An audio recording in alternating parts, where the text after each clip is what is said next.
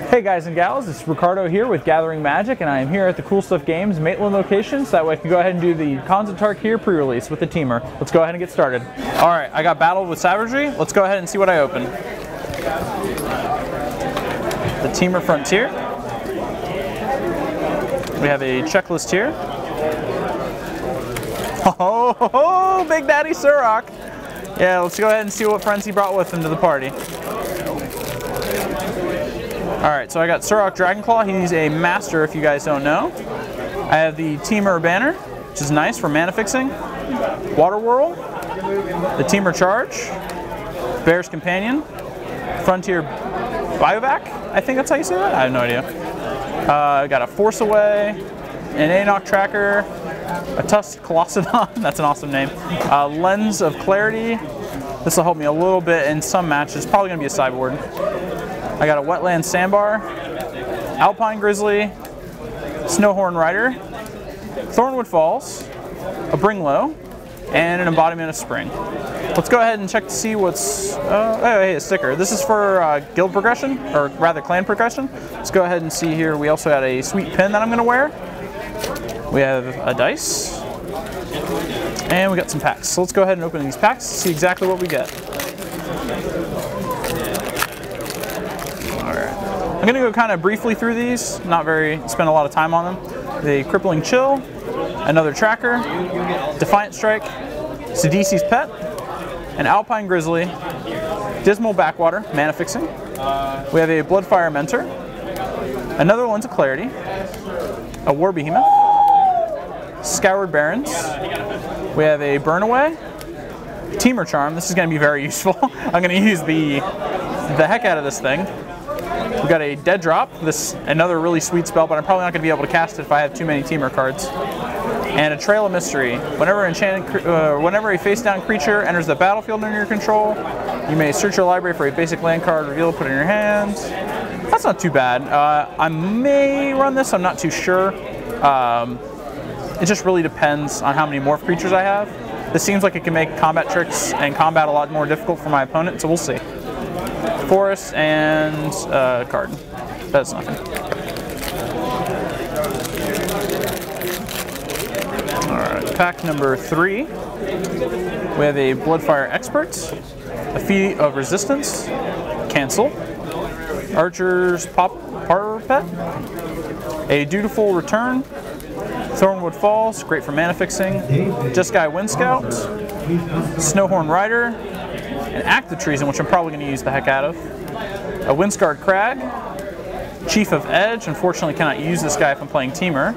We have a Horde Ambusher, which I can use if I'm playing Temur, a Sultai Soothsayer, and yeah, Crater's Claws. Alright, so this card's really sweet, because if we have a creature that has a power of 4 or greater, then it's just a shock for just 1 red, but otherwise it's going to just be able to do a lot more damage than that. So I'm really happy I got this card. It'll definitely help me win some games. And a mountain and a goblin token. Ooh, these goblins are sick. Holy cow.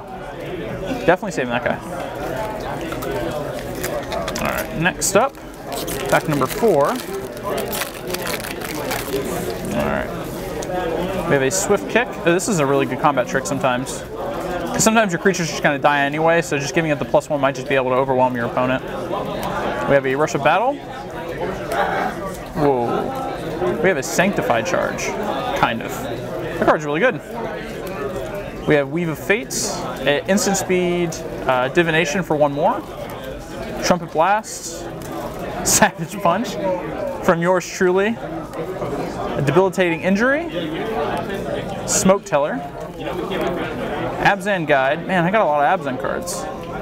We got a Tusked Colossadon, an Arc Lightning, which I'm expecting to use a lot of, Mystic Monastery, so close to my clan colors. We got a Secret Plans, just helps my guys that are morphed just win the race.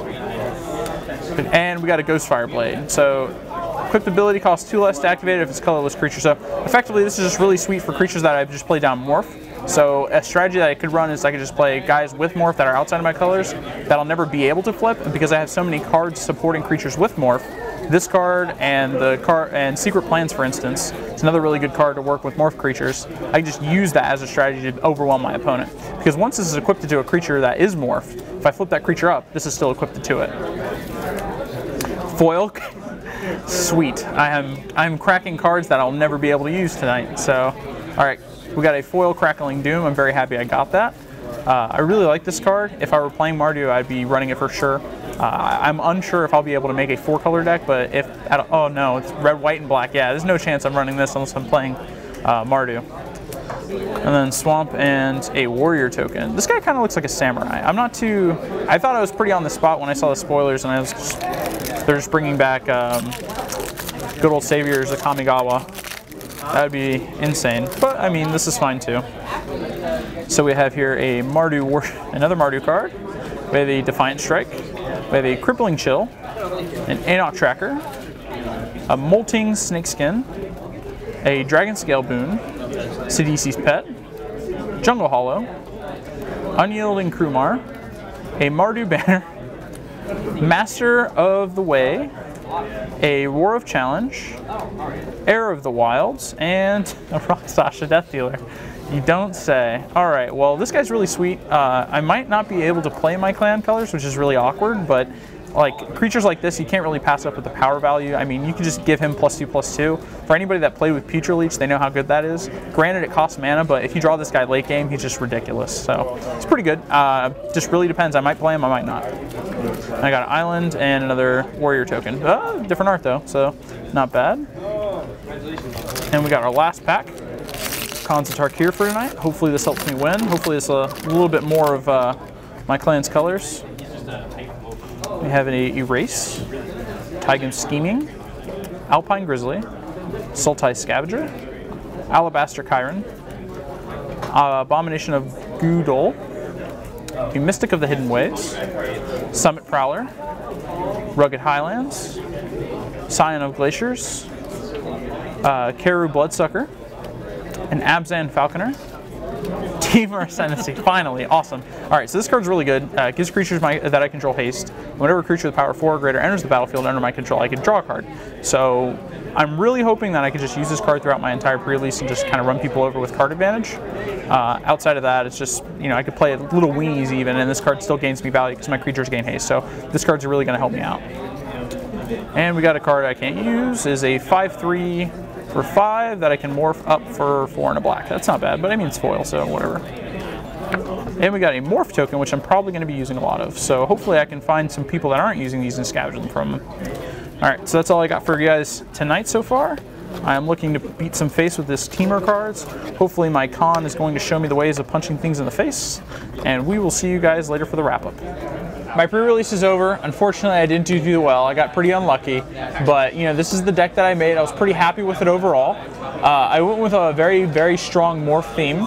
I got Ghostfire Blade, which is very strong. It enabled all of my morph creatures to be incredibly powerful against even the biggest creatures. Abzan Rider was a very big contender here, and this helped me push through it a lot of the times with secret plans in play, because my creatures would be 4/5s, and on top of that, they'd be able to morph into something different. Trail of Mastery helped me hit all my land drops. As you all probably saw, you don't think I'm playing enough lands, which to some extent I kind of agree. I did have a lot of ways of digging through my deck. I had Embodiment of Spring to help me find lands early game.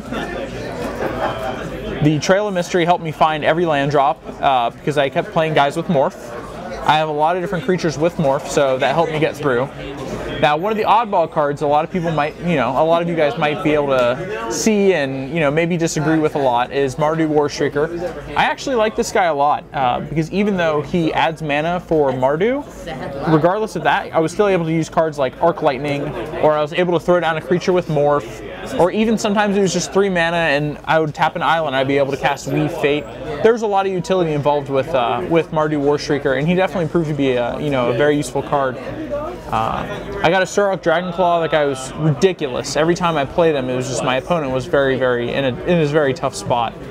There's a lot of people playing Smite the Righteous. That card was a house. It was able to destroy my deck pretty easily most of the time. But one of the players I was against, he had 4 of them in his deck.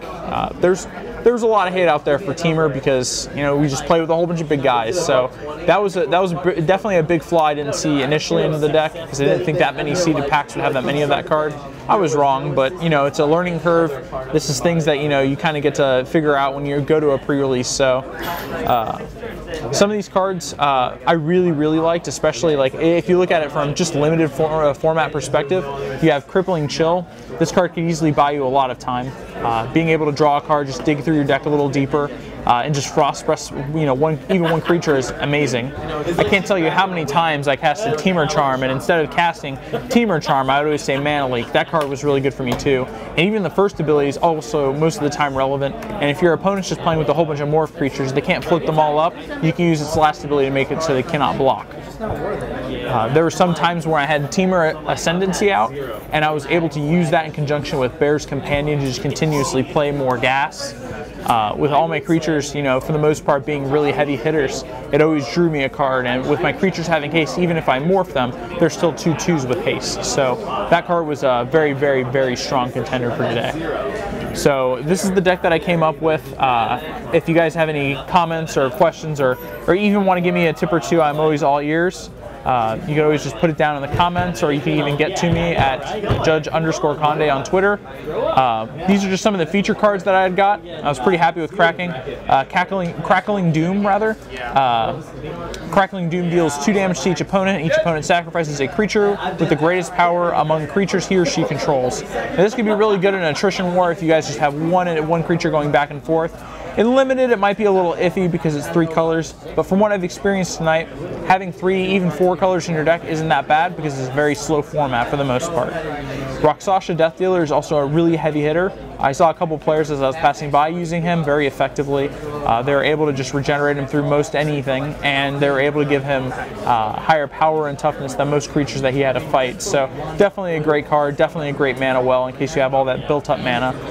Definitely a great card. As far as Delve cards, I was actually quite surprised at how many people were utilizing their strengths. Another thing with Delve that I didn't consider was that how many people would have Murderous Cuts. Murderous Cuts was a very strong contender for tonight, and a lot of people had them in their seeded packs. So expect that to be a big contender in your Saturday or even your Sunday events. So, but this is what I had. Hopefully you guys maybe see some luck and maybe get your own Surrak Dragonclaw, or, you know, your own Temur Charm or Ascendancy. Well, that's all for today. Thank you so much for joining me here at Gathering Magic. Alright guys, thanks for having a good time with me today here at the Khans of Tarkir Prerelease. If you guys have any more questions or you guys want to see any more videos, you can always go ahead and check out our other videos by clicking on the annotation above.